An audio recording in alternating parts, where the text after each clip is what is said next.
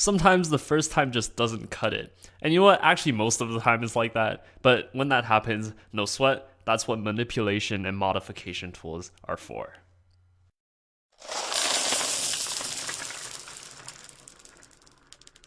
You place a model in the wrong place, you forgot your 3D printer only had a work envelope, so maximum print dimensions of 20 by 20 centimeters, and your model is a whopping 3 meters tall. You know what? The problem list is never short, but we're going to quickly show you a few tools, some of which you might have seen before, such that you'll never be too loaded down by a mistake.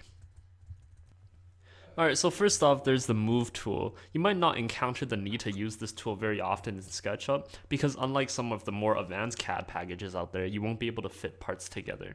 And even then, at least, I still rarely use it, that's just me. But let's just say I have a house here, and my friend Susan beside it, and I want Susan to be closer to her house because she loves her house. So what do? The answer is actually really simple compared to some of the other CAD packages out there. I hit the Move tool on the toolbar right here, click the object that I want to move, which is Susan, and then I just drag it. So if you want to move more than just one thing at once, use the Select tool, which is just your mouse cursor. Select multiple objects by clicking and dragging or highlighting them all. And note that when you do move the tool, there's a line that tells you how far and in which direction your object has been moved relative to the original. Now, if you're really keen, the Move tool will let you move individual faces. So I'm just going to show you that right now, but I'm not even going to explain it because for the most part, it makes no sense what happens when you try to do it. Now for Rotate. So back when we first started in our tutorials, we told you that Orbit will let you move around your shape, but won't move your shape or turn it. But for those of you who do want to turn it, you have the choice of using the Rotate tool. Now to use this on a 2D thing, so our friend Susan, click the tool, click on Susan, and watch the protractor appear. Click again, and then you can drag your mouse around to rotate. Click again to finish the rotation. Now on a 3D object, the process is similar, but to make sure that you rotate your entire, so in this case our entire shed, you want to select all the faces by clicking and dragging, or just clicking the Select tool more than once. And then you want to do the same thing. So click the Rotate tool, watch the protractor here, place the protractor on a face that is perpendicular to your face of rotation, to your axis of rotation, and then do the same thing with the dragging your mouse around to rotate, clicking to finish your rotation. Now, of course, you can rotate individual faces, but just as you saw that it didn't quite make sense when we try to move individual faces, it doesn't quite make sense when we try to rotate them either. So use that if you really need to, but we're not going to go into detail. So that's done, and now let's scale our model. So let's say this box I need to print on my 3D printer, and the box that I want to print has the dimensions 20 centimeters by 20 centimeters by 50 centimeters. But let's say I've made a big mistake and I made it 20 meters by 20 meters by 50 meters. So big that in fact, if you look around, it's almost swallowed Susan. In fact, I think it might have just swallowed Susan.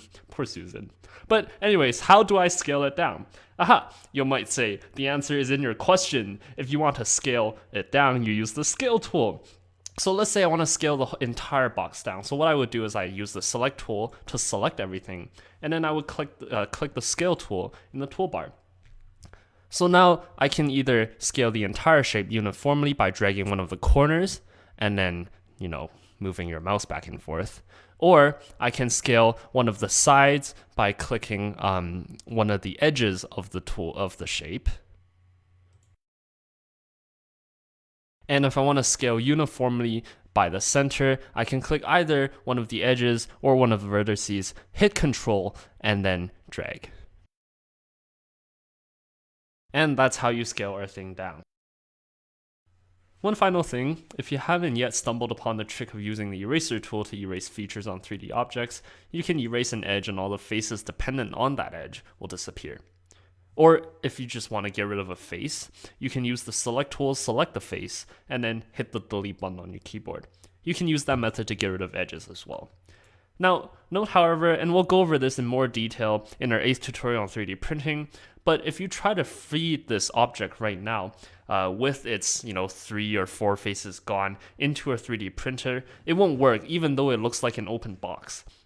This is because mathematically, the software treats these faces like things with zero thickness. And what do you get when you print something with zero thickness? You get nothing, and 3D printers will only print enclosed solids, not 2D panels.